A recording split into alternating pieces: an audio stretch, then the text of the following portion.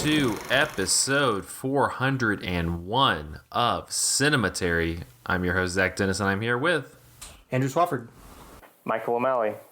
In today's episode, we'll be talking about movies that we saw this week in part 1, and in part 2, we will be kicking off our series on Gregg Araki with his 1992 film, The Living End. Real quickly, if you missed if you're just jumping in or you missed last week's episode, we hit 400 last week. Had a fun little group together episode. So that's my wife listened to it and said our jokes were actually funny this time. So wow, what a compliment. Thanks, Rebecca. Our jokes were actually funny this time. That's all I can can make that live compliment for. hurt. Yeah, she had a less direct way of saying it, but I'm paraphrasing. But I'm gonna ask later, like which jokes landed for her and which ones didn't, because that will make me curious. But could your wife re-listen and make a tally of who made her laugh the most? She it was me. When Jesse said that Greatest Showman was a magician movie. That wasn't a joke. That was a joke. That wasn't a joke. She just was misinformed. No. We're gonna play that off as intentional. All right. Well, that sounds good. All right. Well, let's jump in. We got 2 new releases and 2 hotly talked about. We're getting into the discourse. Yeah, we're getting in the discourse, everybody. Let's kick it off with the latest from Robert Eggers. That is The Northman. This is as some refer to as Viking Hamlet, even though it came before Hamlet in terms of like the Scandinavian folktale. It stars Alexander Skarsgård, Nicole Kidman, Ethan Hawke, Anya Taylor-Joy, Willem Dafoe, Bjork, yeah, all the folks. But yeah, I know we're Nicole Kidman is in there. Yeah. I feel like we're a pretty pro Robert Eggers podcast. But what did everybody make of The Northman? I'm gonna start with Andrew since The Witch is a lot for you. Yeah, my love of The Witch runs deep. It was the first movie that I ever published an essay about on cinematary.com, though it was actually just a reformatted letterboxd review at the time. But I love that movie a lot. It's one of my favorites. I actually teach that movie right now. I teach it alongside The Crucible as like a counterpoint to like different ways of talking about early American society and superstitions about witches and gender and things like that.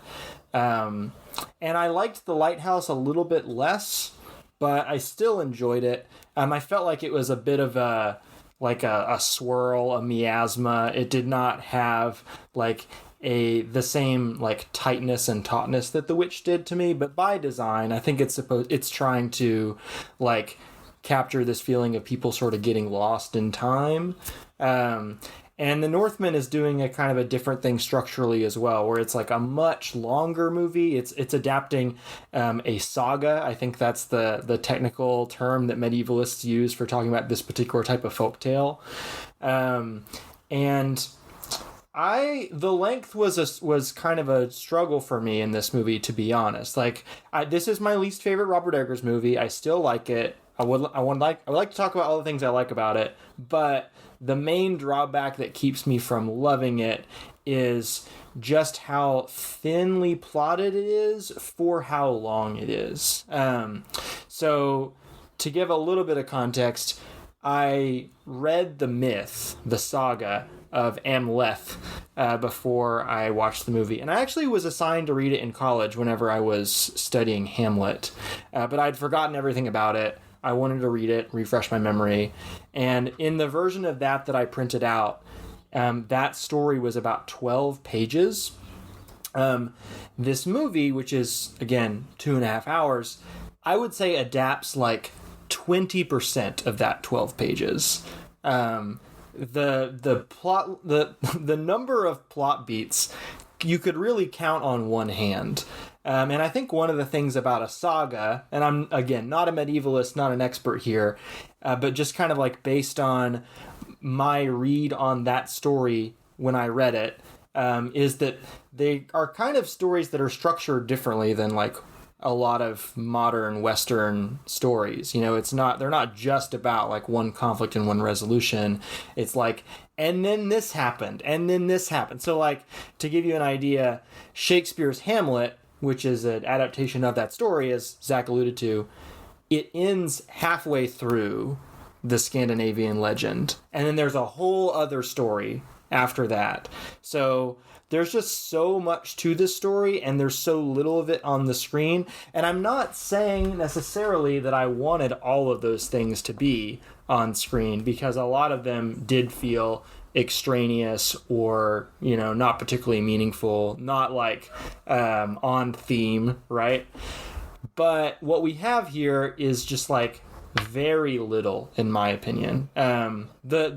The small parts of it that do feel really like thematically potent to me, or like really, really exciting, I love. But the movie as a whole feels a little bit like a slog to me, and that's a shame, because like there's so much here that I do like, and the actors are so delightful. Like I love seeing Bjork on screen again for the first time since Dancer in the Dark. Willem Dafoe is the freakiest he's ever looked in this movie. Like, I think that Robert Eggers is the greatest photographer of Willem Dafoe. Like, Willem Dafoe's big speech in The Lighthouse is like maybe the perfect encapsulation of like him as an actor. And then here, I don't want to spoil what happens with this character. He's only in like 2 or 3 scenes, but the last scene he shows up in is amazing. Like, people who have seen this movie know what I'm talking about. Like, you thought that Willem Dafoe's presence on screen could not get stranger, and it does. So I really liked that about it.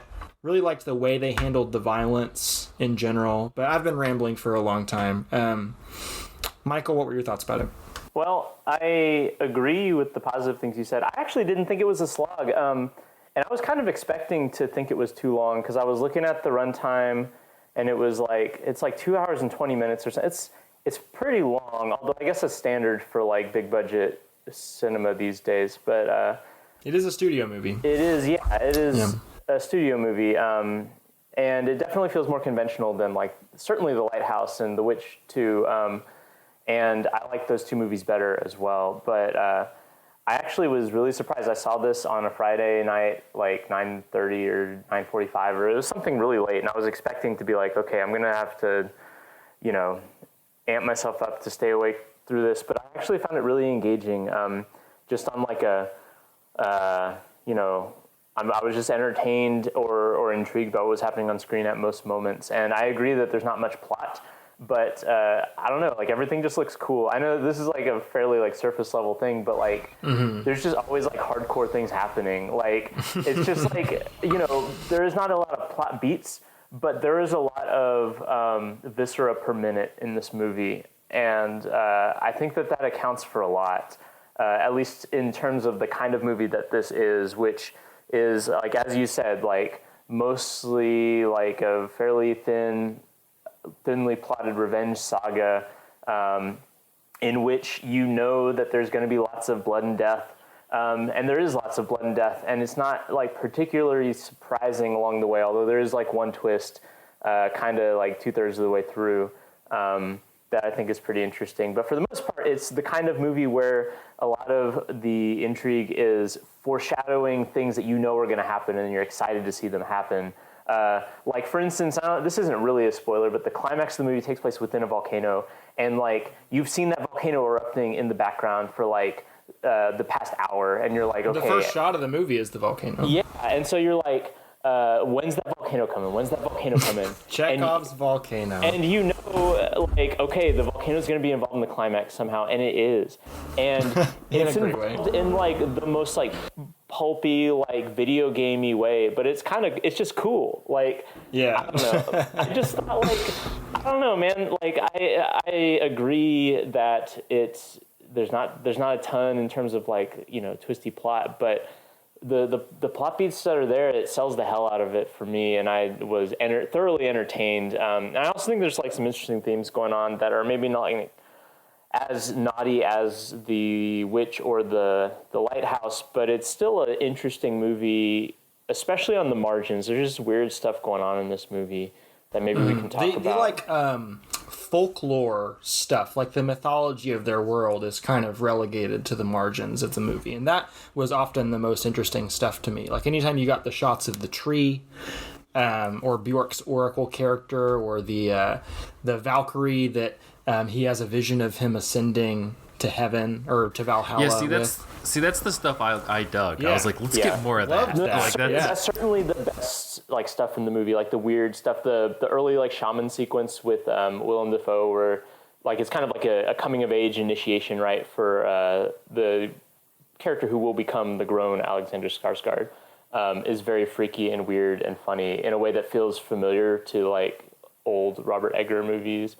But also, like, there is something kind of interesting going on in the sense of giving us a story in which we understand the conventions of the plot, but having it filtered through a worldview that is like entirely steeped in like this kind of like ancient mythic folkloric thing. And so it's like it's like someone from Norse, like, or not Norse, from Iceland or wherever, you know, saw a modern movie and decided to make their own modern movie. And I think that is like really interesting.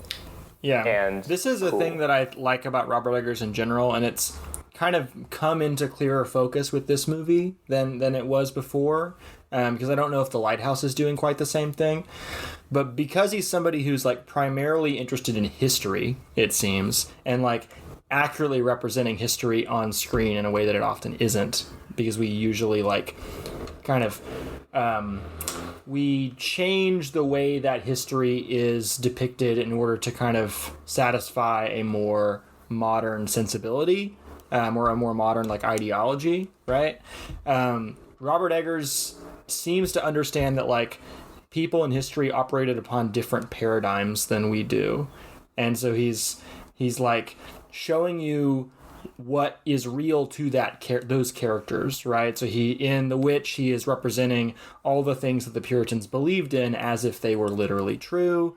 And in The Northman, he is like he's presenting a story that is completely like, it has sort of blinders on and is completely like focused on the like ideological proclivities of like this Viking culture, right? And I think there's enough stuff like on the margins of it to make you notice the flaws, like the really, really egregious violence against like children and stuff that kind of like just gets tossed aside. I think is there to give you pause. But for the most part, we're kind of locked in to this perspective.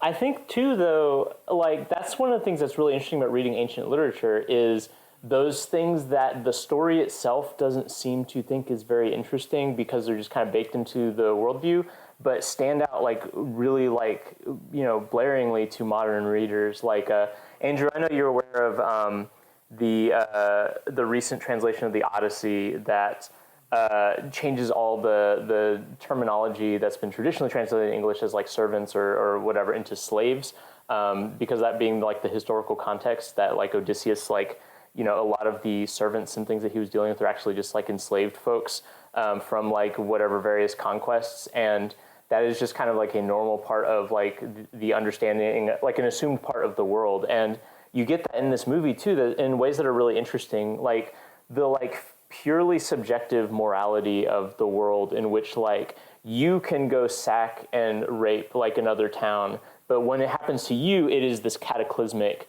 like moral failure that must be avenged. And the movie like shows that in a way that feels true to old stories where, you know, I know that this is not an ancient Greek myth, but like I'm most familiar with like the like Homeric myths or whatever. Like, so for instance, like Odysseus is so mad that like, you know, the suitors are mistreating like his family and his household, that he like massacres all these people and then massacres the slaves in his house who sided with these other people. Like in some ways, like standing out to modern readers is like the brutality of like Odysseus, even though that's not really calculated within the morality of like the ancient Greek perspective of the story. It's just like an assumed part of like the moral calculus of it. And like in a way, this movie works under the same way, where like you see the opening sequence, involves like the pillaging of the protagonist's town.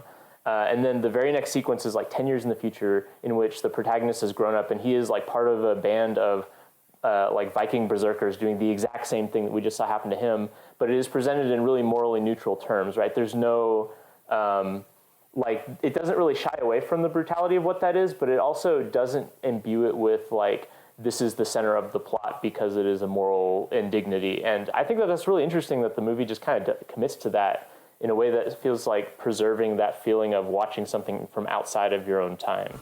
Yeah, I think that like where he places the camera has a lot to do with that. Like whose perspective is being centered is like literally who's in the center of the frame, right? And that that like berserker raid sequence you're talking about is like this long tracking shot where you're just following Alexander Skarsgård's character, but like in the corners of the frame you see like women and children being like carried off and killed and things like that. But like, and like you said, that stands out to a viewer who's not from that time, but that's not the story we're telling. We're telling his story and like kind of not necessarily to empathize with it, but like here's how people in this time period thought of themselves. Right, he gets his happy ending. Yeah, and I think the movie is pretty nihilistic. Like in terms of like we as viewers, like it's a pretty nihilistic story about how this worldview just kind of like grinds people into like oblivion. Like that. It keeps him from having like what we as a viewer might think of as true happiness. Right, he kind of has a choice near the end of the movie. Do I want to, go off and have this family with Anya Taylor-Joy, spoiler alert, or do I want to continue to pursue, this endless quest for vengeance? And where is that going to lead me? Zach, what do you think? We've been talking a long time. Both sound fun. Both do sound fun. Endless quest for vengeance, Anya Taylor-Joy. I think I'm probably closer to Andrew. I would say this is probably my least favorite Robert Eggers movies as well. But still I'm positive on all three. I was thinking about it today. I was listening to him talk with Marin, and it was a good conversation. But I mean, he's pretty open with the fact that the story for the most part is thin, at least like in the movie. Like because the way they got into it was they were talking about Robert Eggers said that he was really into comic books and things like that, and then he did like. This ties into just like what he wants to do with filmmaking, but he like did a play and got really into Nosferatu, and that like ruined everything for him. And so so after he did that, he like pivoted into like art history and like deeper mythology. Well, he was gonna do an adaptation of Nosferatu after The Witch, and then it got put on hold, and then it was gonna happen after The Lighthouse, and it got put on hold, and then people thought it might happen after this, but he said it's not the next thing. He said in Marin's podcast that like, it's still kind of just in a holding pattern, I think. But it was just funny because like he just ditched comic books and did and kind of like got into other stuff, and like he was talking about, he's like, this is kind of, it has that archetype where it's the story is super basic, and he's like, that's kind of the point. The point is it's supposed to be basic, and then you have all of these auxiliary elements that are just crazy. Like you have these performances, and you have these visuals, and you have these like this kind of mythology. And so to me, I was kind of going in, I honestly, even before listening to it, I was kind of going in on that level. I'm like, the story is whatever. I want to kind of be engaged on those different levels. And I think for the most part, I was pretty engaged. Nicole Kidman is like swinging for fucking firing 100-mile-per-hour fastballs down the middle. Like, I'm just like, damn, like, we need more Nicole Kidman, like on the list of things that I would have liked more of in this movie. Nicole Kidman emasculating men with her like long speeches, like that is a subgenre that is incredible. Like, is she like, the Nicole Kidman character is the part of the movie that I feel like I have the least amount of grasp on. It seems like every scene she is presenting a different motivation, and sometimes in the middle of a scene she will kind of change her motivation. No, she strikes me as one of those like she's just out here trying to save her skin, like she's constantly out here like, I don't care who's at the charge, but I would like to be at the charge there too. That sounds good. But like, so all the like the performances are great. I really liked Alexander Skarsgård. He's like 6'4", 6'5", and he just has like this very like hulking presence. But it's not like you think of like the Marvel suit people like Chris Hemsworth and Chris Pratt and people like that, and Chris Evans, who kind of have like this very like body chest, and Skarsgård's like kind of tall and like he and hunches. hunchy, yeah. And that's like a thing for the berserkers, I think, right? They kind of walk like cavemen. They have like these wolf and that's what makes it so on. like that's what makes him so interesting in this movie, because he's just like this insanely tall, buff, strong, just kind of hunched over, like he almost kind of has like this creature quality to him that just is really interesting the entire movie. There's a lot of howling. There is a lot of howling.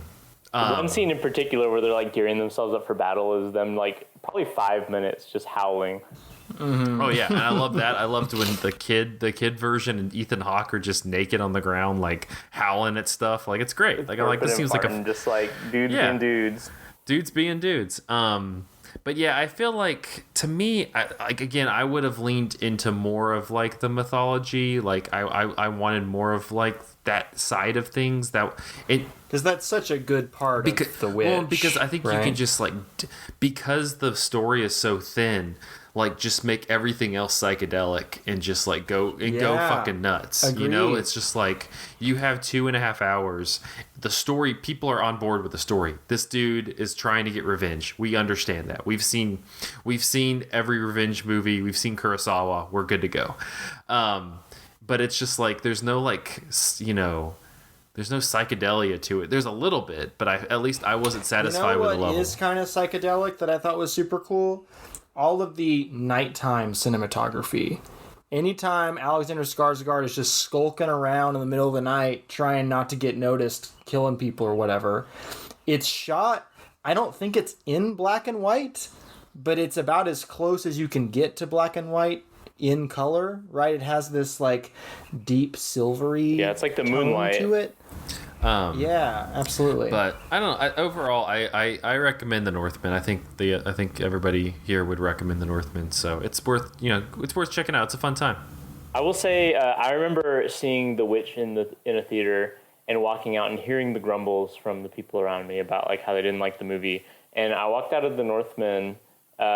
And I could hear people talking around me too, but they were not grumbles. Like people were into it. Like I don't know how this is playing with like a completely wide audience, but my theater was 1, very full, and 2, into it. Like it was a good crowd movie. Yeah, people see. I think this one will probably play better with a lot of folks compared to the other two he's made. Well, let's go ahead and jump into a movie that is a wide spectrum of feelings and emotions, ranging. Talk about the opposite of a plot that is too thin. Exactly. It's the same length too. Yeah.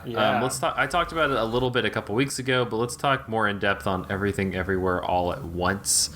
Michael, I'm gonna start with you on this one because I mean I talked around this movie 2 weeks ago, so I'll be curious to hear other people's thoughts, and then we can kind of bounce off of them. Yeah, my take is sort of the opposite of what I just said with the Northman. Well, in one particular way, which is that this movie is too long, like way too long. Like this is a 90-minute movie that is 2 hours and 20 minutes long. And otherwise, I'm like mostly positive on it. Like I really liked the component parts of this movie, but what ends up happening eventually is that it feels like those component parts are like cycling the drain and just repeating over and over and over again. And I was very tired of it by the end. But that said, there's some really good stuff. So I guess you kind of talked about it last time, but I'll kind of like briefly explain for listeners who are not tuning in to the episode with the funny jokes this time. So this is about a family, and they own a laundromat. And at the beginning of the movie, it's kind of clear that they're like living this life of drudgery. The mom and dad are about to get divorced. The mother's father doesn't seem like he's doing too well health-wise and needs some sort of care. And the mother's daughter, I should look up the characters' names because I'm blanking on them now. But she is kind of estranged from her mother and is like kind of, you don't get me, Mom. She's a lesbian and is having a hard time with the fact that her mother won't really admit to the grandfather that, you know, she has a girlfriend.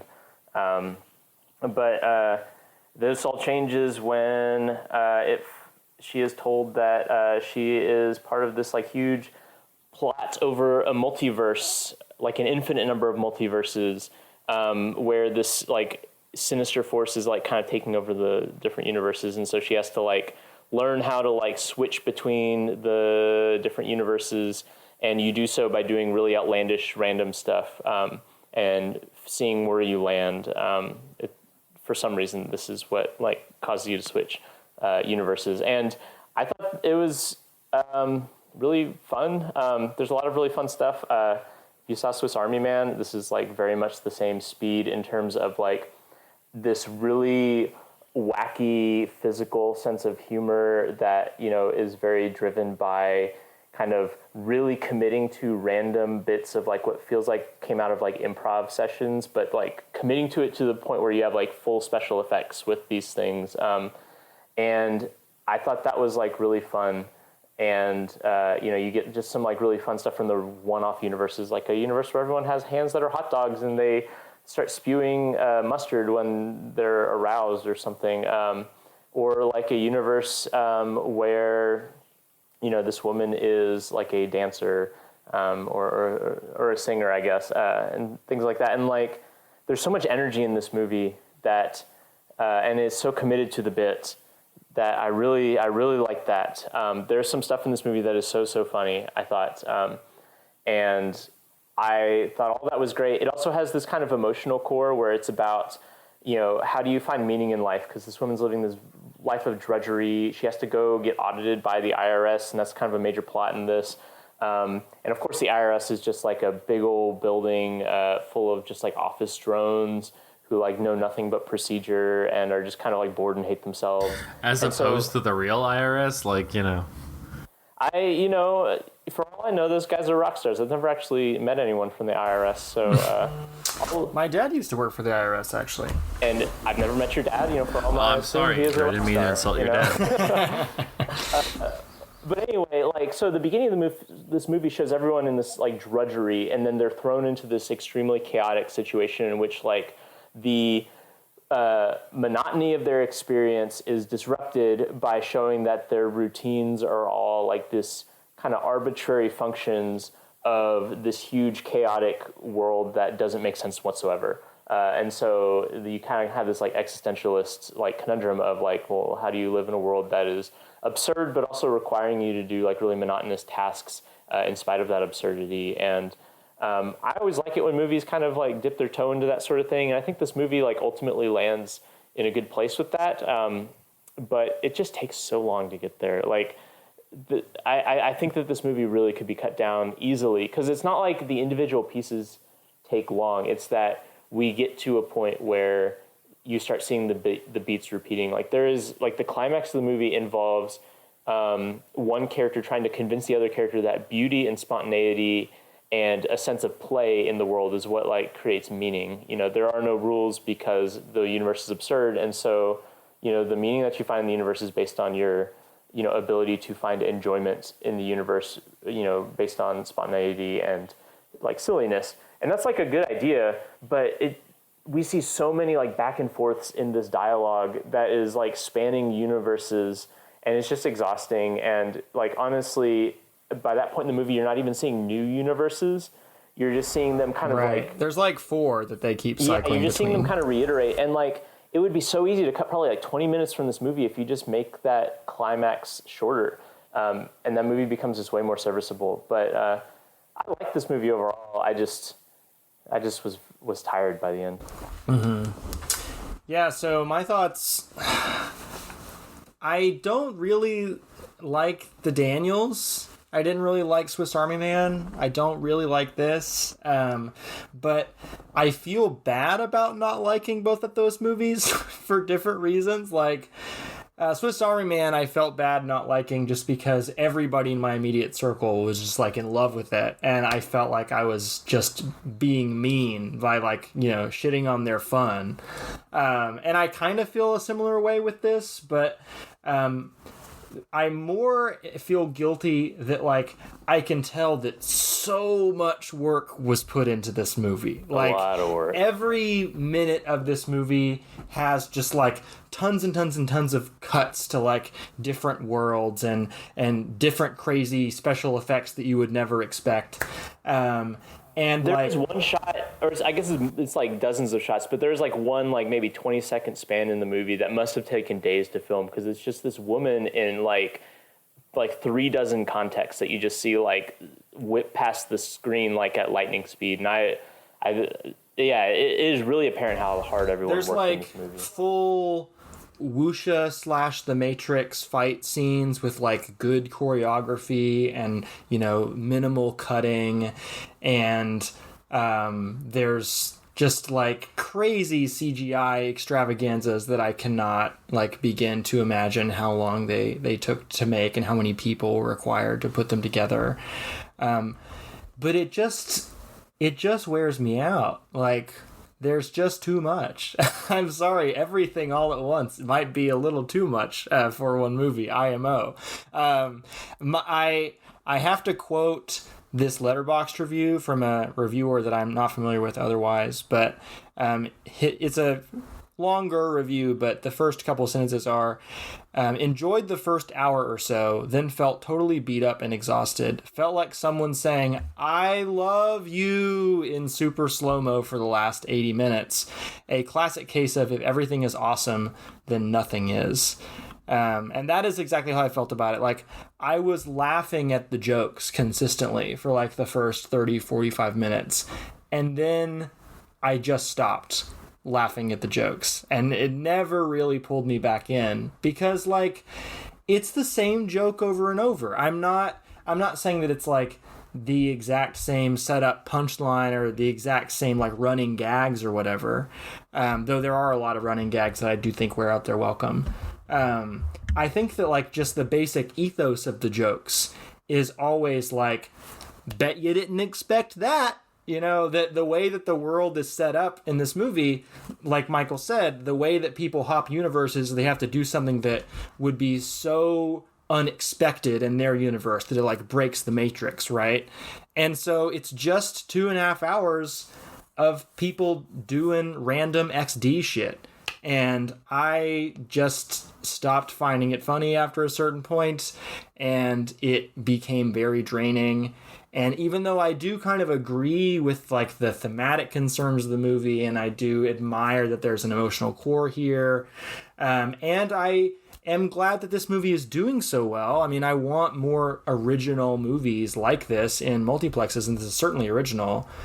I just didn't really enjoy it that much. And I don't think it's bad necessarily. If you enjoy this movie, I don't want to ruin your fun. It was not very fun for me after a certain point. Personally. I do think like maybe that sense of exhaustion is kind of like inherent in like what the Daniels seem to be interested in doing, which in both this and Swiss Army Man like involve them coming up with an absurd bit that might be like a cutaway gag in another context, but then making just like not letting go of that. Yeah, like, you know, of course, like Swiss Army Man is about like, yo, what if a corpse was like all these functions, like it could fart and turn into a motorboat and stuff. And that's the whole movie. And this, like, there's just like some of these jokes, they force to stick around so long that they're not funny, and you have to find like the emotional core in them. And some of that works and some of it doesn't. Like, there's like a recurring bit with a raccoon, and at first it's like a funny joke. One of the funniest jokes in the movie, I think. It's like very hilarious. It comes too late for me to really enjoy it, though. I'm already worn out by the time we get there. But then it just keeps going, and eventually, like, they try to like wrap it into the emotional core of the film, and like there's an audacity in that where they're just like daring you to, okay, we kept this joke around so long that like the humor is worn off, so now you have to find something else in it. And like in theory, I like that idea, and in practice, it only sometimes works in this movie, I think. Zach, do you have any thoughts that you didn't share the first time? No, I still stand by, like, I'll be curious to see this on a second viewing. I don't know. To me, I'm just so exhausted by I'm honestly really exhausted by the response to this. I was at work the other day, and like somebody asked me, "Hey, did you see this?" And like I tried to gauge, cause how I respond to stuff. Because I don't want to, you don't want to be. It's the same with the podcast. You want to ruin somebody's fun. Yeah, you don't want to. Yeah, you don't want to ruin somebody's fun. And so I'm just kind of like, yeah, no, I saw it. Like it was fine. Like it was. I enjoyed parts of it. It was good. And they like looked at me like I just said, like I just talked about how I like mutilated a cat and just left its corpse outside. I'm just like, they like looked at me with like this just disgusted look, and they're just like, how could you not love this? And I was like, I mean, like, I get it, there's a lot going on. This isn't dismissive, but I'm not like impressed by a bunch of stuff going on all the time, like I'm just Didn't you say off mic that he said it was the greatest movie he'd ever seen? No, that just seems to be like it seems to be like it's either the greatest movie you've ever seen or you hate it, and there's no. It's the highest rated movie on Letterboxd. Yeah, and period. How is that possible? Like the average is really high. Really high. Is it just a recency bias? Like, do we That's wait true. a few months? Letterboxd, if you go to down? the highest rated movies, a lot of it is like Parasite, Lady Bird, Moonlight, and it's that kind of tough because those are the people using Letterboxd, so the people who respond, the TikTok teams. who respond to those, like that makes sense. It also, and I get why it's been responded to really well, not necessarily because of its quality, but because to your point before, like it's unique. And it's very like it's doing a bunch of stuff. It's very creative, and I think that we like because of the movie landscape at the moment is so deprived of any creativity. It's like this, I think, would be mid, but because there's nothing, it's just like it's the greatest thing of all time because it has so much more personality to it than any studio movie, for the most. I will say I'm going to push back on that a little bit. I think this movie is like out there enough, like, and singular enough that it would stand out regardless of context. Like, I can't think of a time in filmmaking history where this movie would have just like faded into the crowd. Like, this is a movie that like kind of demands people to have a response to it. And, even if you go back to like whatever, like the heyday of American independent, like in the 90s or something like that, like, your typical Miramax slate, or whatever at the time, like this is still like the energy. Those movies weren't this weird. Yeah, the energy that this brings in, like it's like trying to command a stage, and I think that can be like really exhausting. But it's also like it's not. I don't think it's just because of the kind of like dearth of originality in cinema that people are responding to it. I would say you can watch Putney Swope, and that's about as crazy as this movie. Putney Swope is a good comparison. Yeah, but also that's like an all-time weird movie. Like you go to the late '60s, go to the Putney Swope time period. The Putney Swope universe. Putney Swope's a crazy universe. I don't know. All I'm saying is that, again, like it's not. It's just more. My main takeaway is like just enjoy your movie and move on. Like it's a little aggressive. You said, Zach, you were curious how it's going to hold up on a rewatch, and I wonder if this movie's stock is going to plummet because so much of the joy that people get out of it is the novelty, the surprise. That's like what I mean. Every cut to a new thing that you weren't expecting. Yeah. Once you know the beats. Is this fun to watch? I really don't know. And that's what I want to know. Like that's why I say like I'm open to it. I'll either not like it on the second one or I'll like it more. I don't know. It's one that I'm really, really curious when you know how the mechanics work and you watch it that way, if it has any resonance. See, I feel like when I watched it, I already felt like halfway through the movie I knew all the surprises anyway because they're so recurring. And like because the movie feels so long, it feels like a movie that I don't really feel like rewatching, even though I liked it. I guess in terms of like looking at our Letterboxd reviews, I think I'm the most positive on this movie of the three of us. But it's not a movie that I feel compelled to rewatch because by the end it had felt like I had watched it twice already. And put it on the poster. By the end, I felt like I had watched it twice already. Thanks. Michael O'Malley Cemetery. I mean, again, like I like the movie a lot, but I think that it already overstays its welcome the first time. And if people didn't feel like that the first time, I'm curious how they'll feel the second time. Because maybe they were just like swept up in it and will be swept up again. Because like by the end, things are recurring so much and circling around so much that, you spend half of the movie with the surprises gone, I felt like. So I am curious to see like what its long-term viability as like, a top tier movie is. Yeah. I mean, again, it's good on you if you like it. That's awesome. Enjoy it. I just, God, I just can't stand it's impossible to talk about this movie. I actually like it. I like the discussion because it's been a movie that a couple different times, like, people, like when I meet people, people will be like, oh, hey, what do you do? Like, well, I'm a teacher. And like, you have that sort of conversation. Eventually comes down to like, what are your hobbies? And one of the things I usually say is like, well, I watch a lot of movies.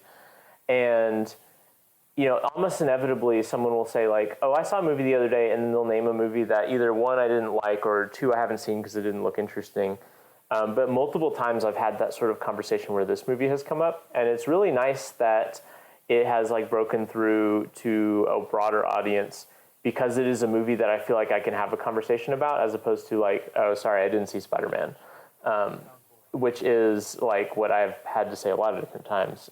So I don't know, like maybe I'm just not like as immersed in discourse as I could be, but I enjoy that this is getting like a broader reception because it means that I don't have to complain about Marvel to people. So moral of the story is Michael likes this movie because it eases up his conversations that he has. See, what you got to do I just don't tell people I watch movies, and then I don't have to talk about stuff. Maybe that's my mistake. I don't know what to say about myself then. I just don't talk. It's wonderful. I just I just sit there. Fair enough. Just exist. All right. We're gonna just do that. We're just gonna sit and exist in the second part, I guess. Maybe, I don't know. But we're gonna take a quick break, and then we'll be back talking about The Living End after this.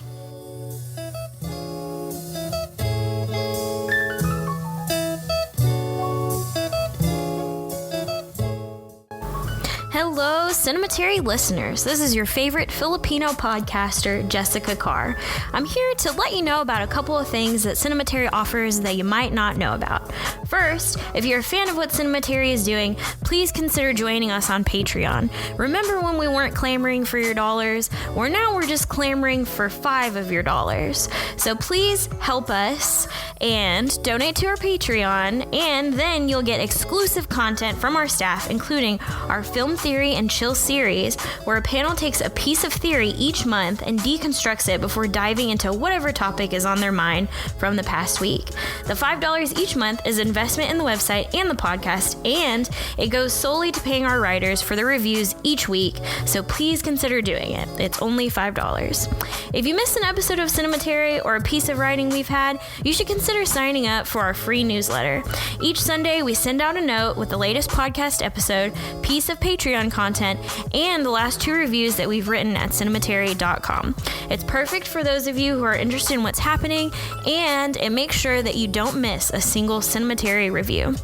Finally, the easiest thing that you can do to help us is to please give us a rating and review on iTunes, Spotify, or whatever else you're using to listen to the show. This helps us get more eyeballs and ears on the podcast and the website, and it helps the people know about Cinematary, which is really what we're here for. So to recap, consider donating to our Patreon, sign up for the free newsletter, and give us a rating or review. We would really appreciate if you could do these things. Thank you for listening, and now back to the show.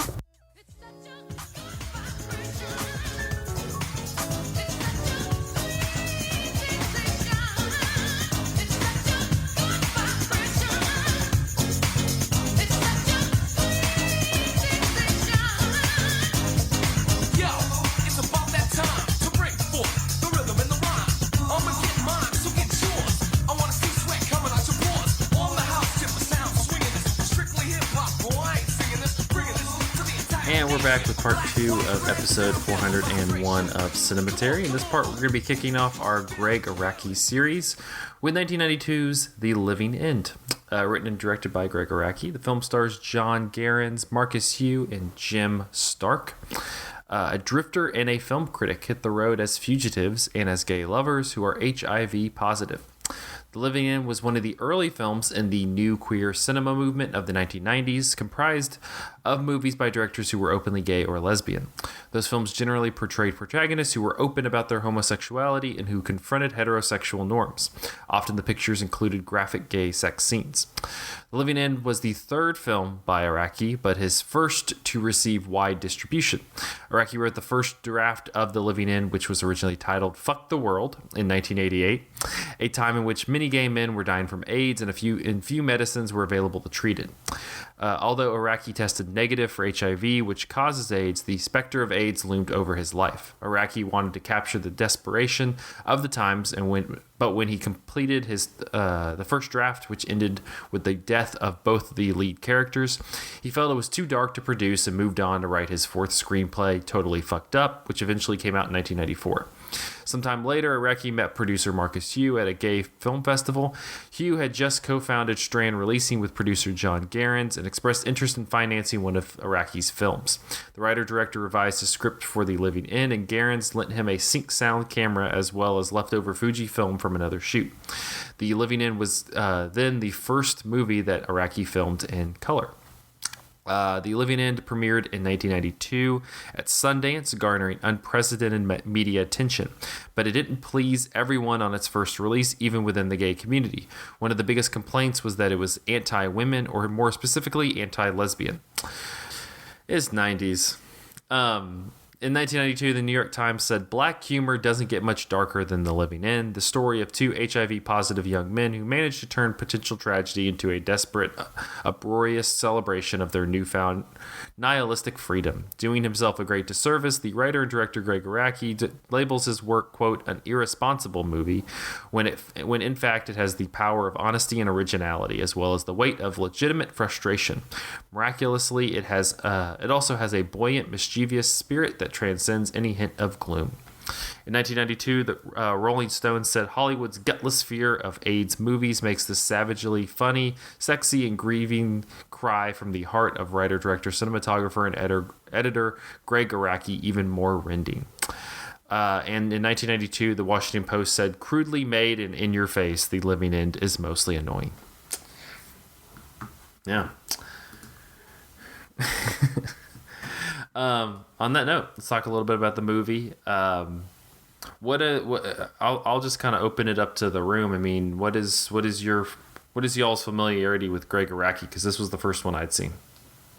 Yeah, I mean, I really like him, and I wouldn't have stumbled into his stuff without you guys, because I saw you guys watching that stuff, and I was like, oh, that seems interesting. And I don't know about y'all, but I more or less watched his movies in reverse chronological order, maybe, kind of. The first one I watched was Mysterious Skin, I want to say, which, as you say, is super rough. And then I kind of, Smiley Face and Splendor are like much lighter and much more like fun by design, because they're not about, ritual sexual abuse. But there was kind of like that unifying like shoegaze feeling, which I really enjoyed, as well as a unifying kind of like goofy, like go for broke, like camp sensibility, which I really enjoyed as well. And like those are all like, I think Splendor's like late 90s and the other two are in the 2000s, like very firmly.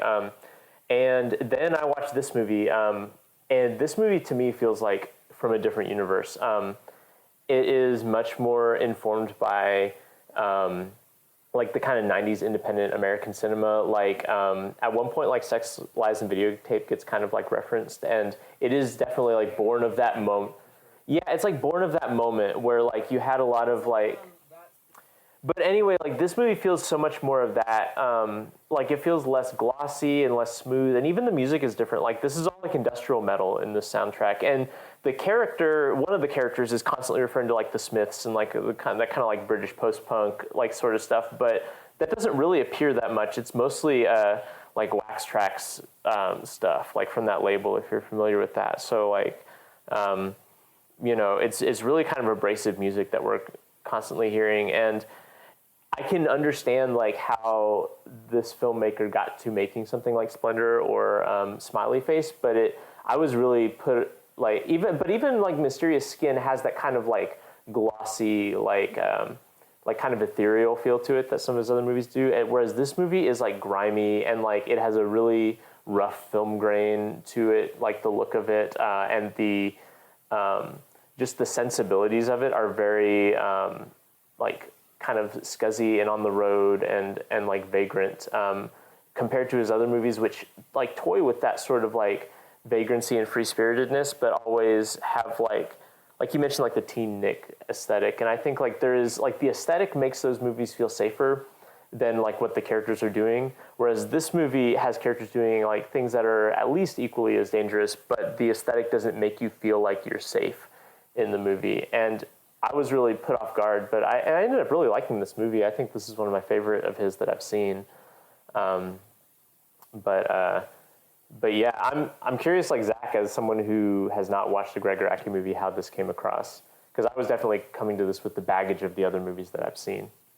There's a running gag that feels very John Waters to me, as somebody who's not really a John Waters expert, but it's the thing where a character will be in a space by themselves and two people will walk by, one of them like holding the other by a leash. With the collar on. Yeah. And at one point they ask like for spare change or something, and they don't have any, and the guy's like, "You bunch of posers," and they just like get pulled off the screen. It's like what's driving the relationship, right? These are characters who know that they're gonna die, and they don't know exactly when they're gonna die, but they're kind of like just acting as recklessly as possible because what do they have to lose at this point? And I imagine that like, I'm not gay and didn't live through the AIDS crisis, but I imagine that finding a partner would be extremely difficult once you've tested positive, and like you might, and somebody please like write in and tell me if I'm wrong about this, but like finding a partner who is also positive might feel like a weirdly comfortable thing because you don't have to worry about giving it to the other person, right? So these people are like clinging onto each other for dear life, so to speak. Right. Well, and their entire connection is based on that too. Like these are people who would not really be sharing a space except for their like, shared like sense of like impending doom. But he's not untethered like the one character is. Right. Although like there is like, what I think is interesting about the movie is like the two people who are the kind of central pair. Like, one is a guy who is like almost like purely nihilistic, right? Like, he is a movie who seems just like, or not a movie, he's a character who seems unflappable because he has already given up the sense that he has any future. Like, he gives this whole spiel, like, pretty early in the movie about like how, he's kind of like part of this doomed generation that has to pick up the consequences from the generation before him. And he thinks that like the powers that be are interested in like more or less like genociding gay people, and he's just like had to come to terms with that. So he's like kind of like completely abandoned any idea of like conventional living or like mainstream like bourgeois existence or whatever. Whereas the other person is like a film critic and like has personal connections with people and is like more the person with a connection to the kind of it's not mainstream because he's like clearly still like within like a marginalized community, but like a stable life. Right. Like he has a connection to living, and the like dynamic between these two is kind of like almost like an interior dynamic that I imagine might reflect someone who has, contracted a disease where, you will probably die, at some point, where that like push and pull between like pure nihilism of like, I'm completely giving up on any sense of finding like meaning and connection in life versus this desire to want stability, to want domesticity on a certain level. And I think that these two characters are really interesting as like almost psychological constructs like commenting on that conflict. Oh my gosh. Yeah, like there's 2 or 3 scenes back to back where this guy just like keeps coming across murderers. Like what? This guy's living in a different movie. What do y'all make of like the kind of characters that they come in contact with? Because the world itself is kind of interesting. You have like the one character, the female character who's friends with the film critic one. The other guy, the drifter, he interacts with different people and almost lives in kind of like this surreal world to a degree. I mean, you have like that whole scene where wild. He's had sex with the guy, and the guy's girlfriend comes in and then shoots him. You know, that's a very John Waters-y feel. It's not the 70s anymore. It's not cool to be married to a bisexual. Which is a great line. I thought that was funny. There was a lot of great lines in this movie. I thought like it just had a lot of throwaway things, but it's kind of like, it's such a strange construction that I like, because it's almost to a degree like they're almost the most normal, because I mean, like, think of like the people you come in contact with. You have the guy who the drifter has sex with, and his girlfriend comes in and kills him. You have the 2 we mentioned before, the 2 women in the car who picks him up. You have like the whole interaction at the like the shopping mall. Like there's just like every other person in this world is kind of like almost this like surrealist cartoon like figure, and it's such a weird space to inhabit, that because between, you know, the 2 of them together doing their thing and everybody else. I watched the movie a couple of days ago. Maybe it was Sunday. I think it was Sunday, and we're recording this on Wednesday. And I don't remember most of those characters. Like, I just remember the 2 protagonists, because like the movie is just like such their world, like their own world. And like like you said, they like bounce off of these other people here and there, but these people barely make an impact, because like these characters are so caught up in their own headspace. They're not like trying to make any meaningful connections, it seems. And I mean, like, I would imagine that's kind of like a function of living in a world that seems ambivalent or even hostile toward the idea of your existence, right? You know, a lot of these characters that they interact with are characters that pose a threat to them. You know, whether it's like the random, like, you know, psychotic, homophobic people who are gonna like beat the crap out of them, or like the person who's like, you know, very life is at threat because his wife will kill him if he, you know, quote unquote, like relapses, like he mentions that like earlier in the scene. And I don't know, like there is something really interesting about like the way that the rest of the world is portrayed as absurd and not silly, because it's like menacing and threatening, but like you know, bizarre. You know, if the world doesn't care about you, like, the world has to seem absurd and bizarre on a certain level, you know, because that's the most natural thing, is to like self-preservation. And once the world doesn't care about your preservation anymore, like, it ceases to be working from the same point of view as you. And so it just is alienating. I mean, again, like, people write in and tell me, a straight person, that I'm, you know, wrong about this, but like, I think that's within them. I think that's true. I think that's the intent.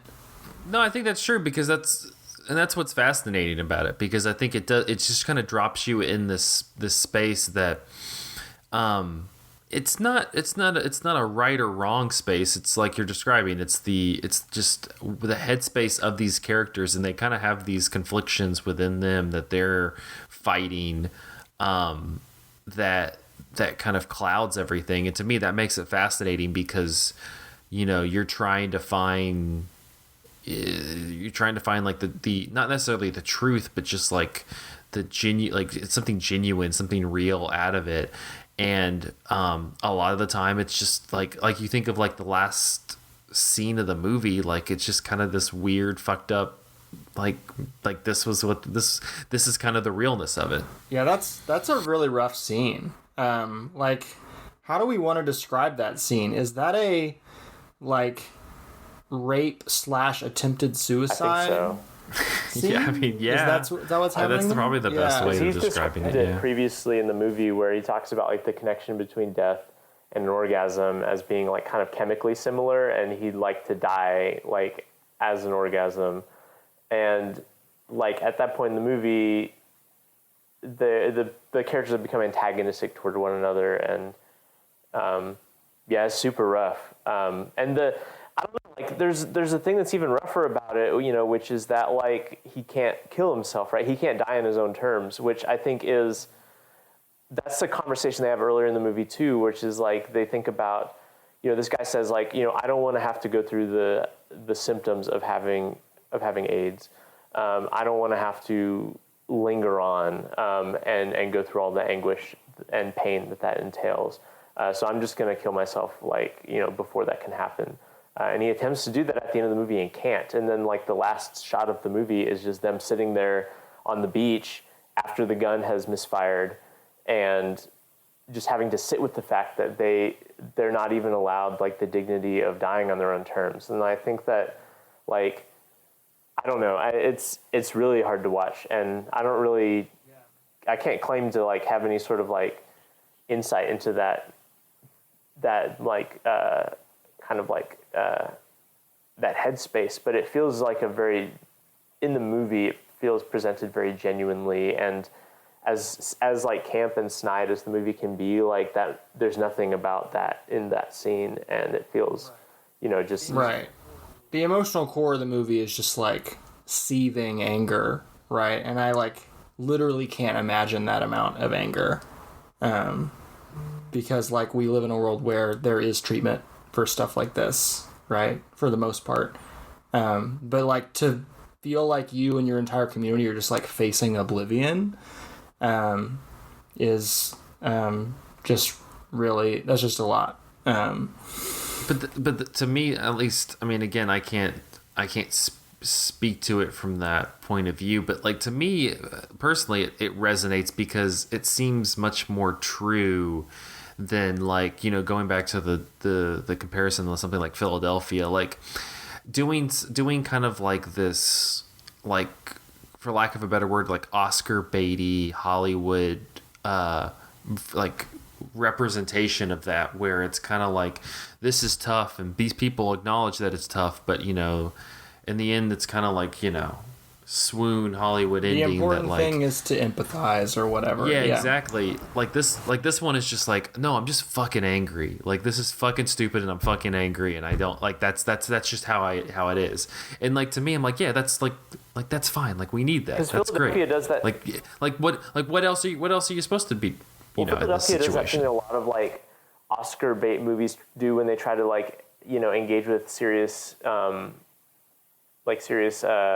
topics, which is that, like, the protagonist of the movie is not the person going through the serious thing. The protagonist of the movie has to contend with the serious thing, like, as a person looking outside in, and find like empathy, you know, not, you know, find a way to you know, be an ally or have some sort of measure of compassion for someone, whereas this movie is so embedded in the psychology of being the person experiencing the awful thing. And I think that is just such a fundamentally different kind of movie than what Philadelphia or a lot of movies are, you know, where you are not allowed any sort of like out from this perspective, like or the closest thing you have as an out from this perspective is the film critic's friend who keeps calling out of concern, like being like, where are you? And that's like where she's left. Like, the last scene that we see her is like her receiving a phone call from this guy, and she's really worried about him.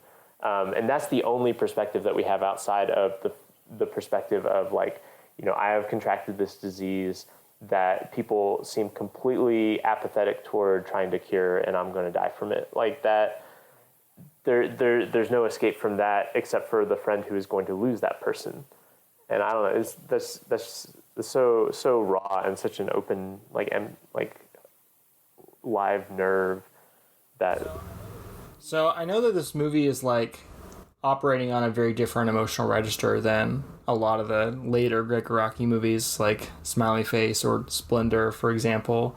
But I do think there is probably as something connecting them, which is just like the emphasis on like people and relationships and like connections.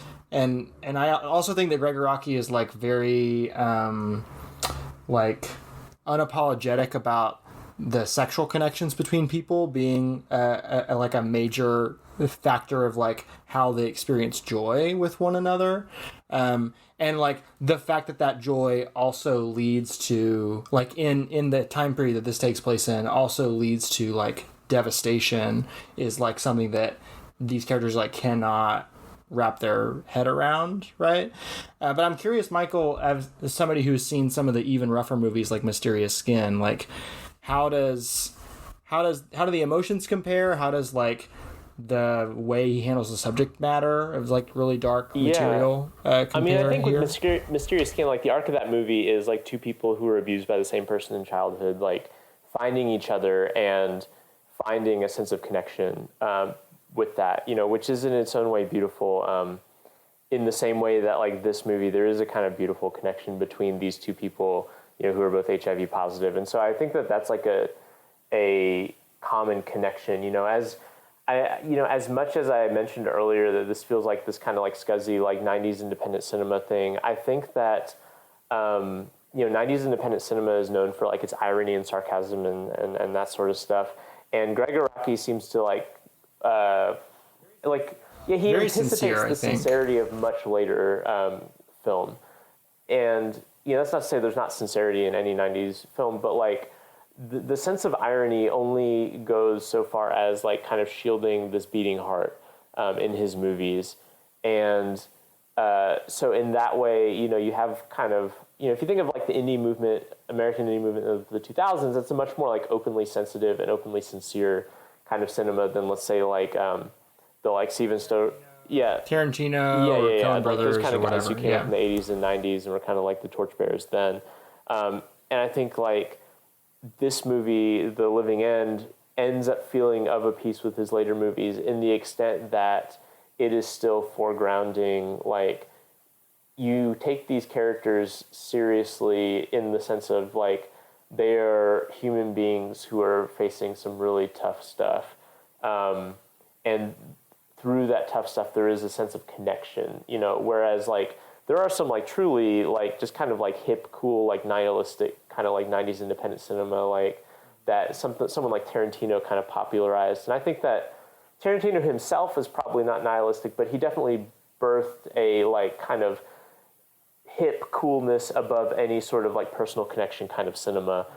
And yeah, he kind of has like a South Park-esque like ironic detachment to any of the things he's talking about, right? It's like, I'm above it, I don't need to get emotionally involved in what's happening and here. You can see that like Gregg Araki is coming from a place that's like not unfamiliar with that, because, you know, his movie is really bathed in, like, as we've talked about, like these kind of distancing mechanisms. But I think that like one of the important things about irony is that it's oftentimes a defense mechanism against like a world that seems, you know, really hostile, right? And so the only sensible way to engage with that world is through detachment. And I think that unlike a lot of the other like contemporary movies of like the early mid 90s, this movie not only shows you the detachment, but kind of like understands the desire for connection within that detachment, and kind of like the desperate need to find like another human being who can also share in your sense of detachment. Like in a weird way, it kind of reminds me of what's the Ghost World? Like in a weird way, it reminds me of Ghost World, which is like two characters who are disaffected for completely different reasons than this movie. But the core of the movie is kind of the way that they navigate their connection with each other. And I think that this movie is that as well, where the disaffection, like the irony and stuff, is the immediate surface of the movie. But as the movie goes forward, you're kind of burrowing into, like, past that, into what is kind of like the humanity of these characters, which I think is consistent throughout his movies that I've seen. Yeah, and I think I like that. You know, I liked how they handled that, because I think too much nowadays, and this isn't just like a movie thing, I think it happens in like TV and such as well, but like there is like this kind of ironic defense where there is still like this genuine emotion and reaction to something, but there's like this wall in front of it of like irony, because just having like unfiltered emotion or an emotional response to it, not that it's like uncool, but like there's just something almost taboo to a degree about it. No, I think it is. It's both taboo and uncool, or like the uncool label is tacked on to it to like hide the fact that it's actually taboo, right? Like this is an experience that I have a lot showing movies to teenagers. Like when something really emotional happens on screen, a lot of times the impulse is to laugh. And I think that that's kind of a way of saving face, of like, it would make me look weak if I had an emotional reaction to this. So I'm gonna distance myself by laughing at it. But B, I think like culturally we are, I don't know, maybe this is too broad, too sweeping of a statement. Like people don't want to like be emotionally affected by art. Right, like I think that is not what they're going to movies to experience for the most part. If that doesn't seem too cynical, or at least some certain emotions, right? Like I think, people will be pumped up or like euphoric about a work of art, and that's fine. But I think when you get to emotions like that we've internalized as negative, because even the movie we talked about in the first part, Everything Everywhere, like that's a movie that does have like this emotional core to it, whether we agree with it or not, but it's coded in this irony. So and so like that's how you get there.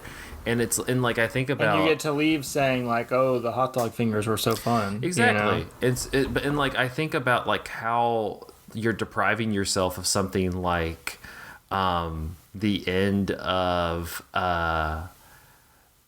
of like Late Spring or Tokyo Story from Ozu, and like the kind of melodramatic emotion that like Satsuko Hara has, where she just starts crying and puts her hands in her face in her hands. We don't know what to do with that. Yeah, and it's like it's such a kind of like forced response, but it makes sense in the context of the melodrama, and it's so emotional because of that. But I would be like devastated to watch that with a modern audience, because they would just think it's silly. I watched Tokyo Story with a room full of teenagers, and this is so off topic from the living end at this point, I apologize, but the class change happened like in the last 2 minutes of that movie, and I told the kids like, if you want to stick around, I will email your next teacher and tell them not to count you late. But like most people left, and it was just like totally ruined the emotional resonance of the ending of that movie. And I was just sitting there like actually just crying.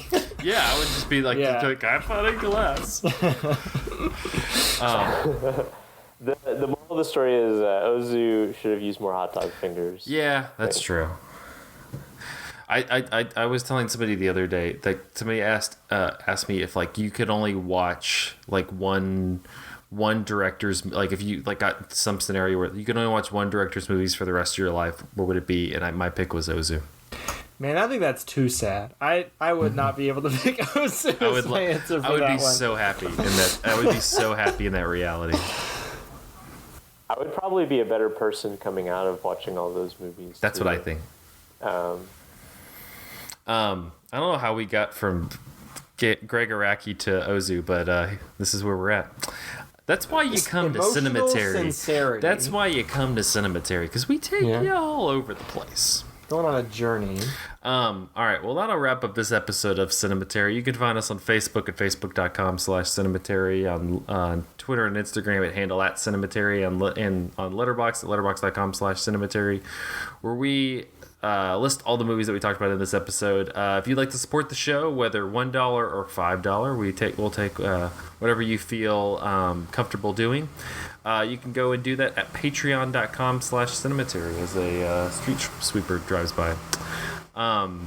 Thank you so much to our patrons: Cam, Chad Newsom, Corey Willingham, Candace Sisson, Ron Hayes, Teresa Marslathi, Titus Arthur, Tyler Chandler, and Whitney Rio Ross. Thank you so much for your patronage. Next week, we're going to continue our Gregg Araki series with a trio of films from 1993 to 1997 known as the Apocalypse Trilogy. So, I think it's the Teenage Apocalypse Trilogy. Teenage Apocalypse Trilogy.